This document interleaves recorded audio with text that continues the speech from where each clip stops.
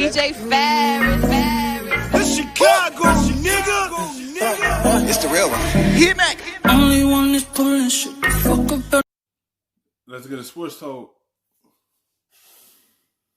Stan Gundy as their head coach. He's the 7th head coach in Pelicans history. He's 61. He'd been working for TNT. From what I hear, another Van Gundy that works for another television network could be joining him in the NBA soon. That's neither here nor there. This is Woj on why Van Gundy was hired. What they wanted for that team was a teacher, and you have a combination of some very talented young players.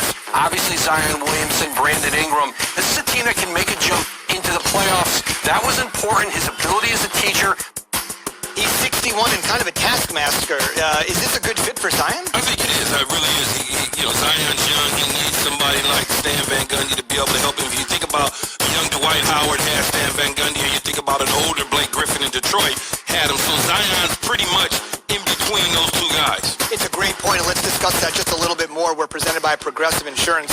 All of our guests on the Shell Pennzoil Performance line and Keyshawn J. Willens have been presented by Progressive Insurance. Quoting home insurance just got easier with Progressive's Home Quote Explorer. Quote and buy all online at progressive.com. This will be his 4th head coaching stop. I mentioned he's 61. Fourth head coaching stop. Wasn't great in Detroit, but obviously had some success in Miami before Riley took over for him. And then obviously took the Magic, as you mentioned, with Dwight Howard to the NBA Finals in 2009. So this will be job number 4. Detroit, Miami, Orlando, and now New Orleans. The reason I ask you that is part of the reason he wasn't able to work in Orlando is because, as you said, he had a little bit of a falling out with Dwight Howard. I understand that was 11 years ago. That might as well be 500 years.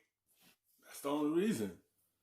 If him and Dwight would have got along in Orlando, Dwight probably would still been there. He probably still been there. But this is a good fit for Zion. I feel like Zion has to be on the floor more this season for New Orleans to continue going. Yeah, Brandon Ingram broke out and became an all-star. Lonzo had his best year. You still got Drew Holiday there, but I feel like Zion is that piece that has to be on the floor for the Pelicans to be successful. You see how it is when he's off the floor.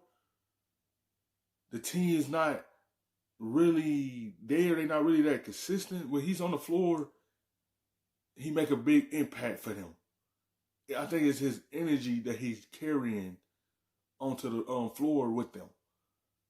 I feel like he had to be out there more, but he do have a good coach that could work with him. This is a good fit for him. To go in the NBA, but if you can't get along with your best player... But you also understand Dwight Howard's personality. I got Dwight Howard, who Dwight Howard is, a little bit different than Zion. I think Zion is a little more reserved than Dwight. Dwight had a, I'm Shaq type attitude when he was in Orlando, which rightfully so, he was the big and he was the guy. He was Superman with the cape. He was the dunk guy. He was all of those sort of things. So the relationship never really took.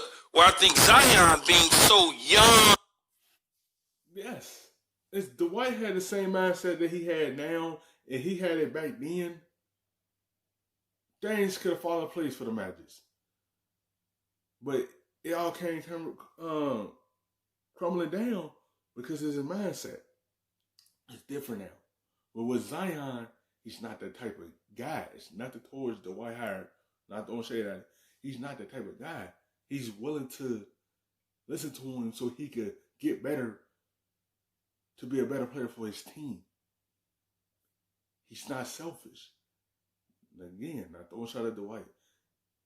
He all about his team so that the Pelicans could be successful.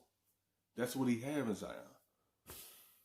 And kind of just, Brandon Ingram's there, Zoe's there, you got a couple other players that are there that can teach him. Drew Holiday, so it's a little bit different, I think, than the experience that he had with Dwight Howard in Orlando. So obviously Lonzo Ball, and if he stays healthy with that particular young lineup and everything they were able to extract in the Anthony Davis deal, you would think it could be a good mix. But 61 years old, and again on his 4th head coaching job, and again, just spitball here. Maybe Jeff joins him with the Rockets right now. Houston and OKC still need head coaches. They do. And there's a lot of candidates that's out there, qualified candidates for those 2 jobs. Have they ever coached as head coaches in the league at the same time? I think they have. Thanks for watching ESPN on YouTube.